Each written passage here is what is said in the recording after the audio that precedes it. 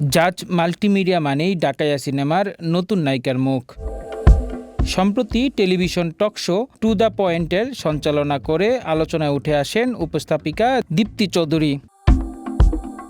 তাকে নিয়ে সমসাময়িক অঘটন নিয়ে সিনেমা নির্মাণ করতে চেয়েছিলেন জাজ মাল্টিমিডিয়ার কর্ণধার আব্দুল আজিজ, কিন্তু এই মুহূর্তে সিনেমায় অভিনয় করতে চাচ্ছেন না বলে জানিয়েছেন দীপ্তি।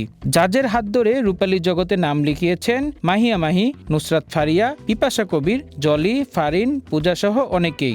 এবার সমসাময়িক অঘটন নিয়ে সিনেমা নির্মাণ করবে জাজ। নতুন এই সিনেমার জন্য নায়িকা খুঁজছেন বলে গণমাধ্যমকে জানিয়েছেন আব্দুল আজিজ। নতুন সিনেমার নায়িকা হিসাবে পছন্দের তালিকায় প্রথম ছিলেন আলোচিত উপস্থাপিকা দীপ্তি চৌধুরী। মূলত ধৈর্য ও ভদ্রচিত আচরণের মধ্য দিয়ে পরিস্থিতি সামাল দিয়ে সবার নজর কাড়েন তিনি।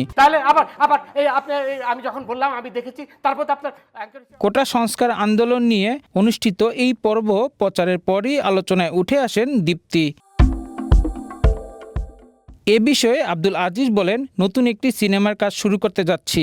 গল্প স্ক্রিপ্ট লেখার কাজ শেষ। প্রথমে আমরা দীপ্তি চৌধুরীকে নায়িকা হিসেবে চেয়েছিলাম। তিনি এই মুহূর্তে সিনেমায় অভিনয় করতে চাচ্ছেন না। সিনেমাটির গল্পে সমাজের বাস্তব চিত্র ফুটে উঠবে। আশা করছি সিনেমাটি দর্শকদের ভালো লাগবে।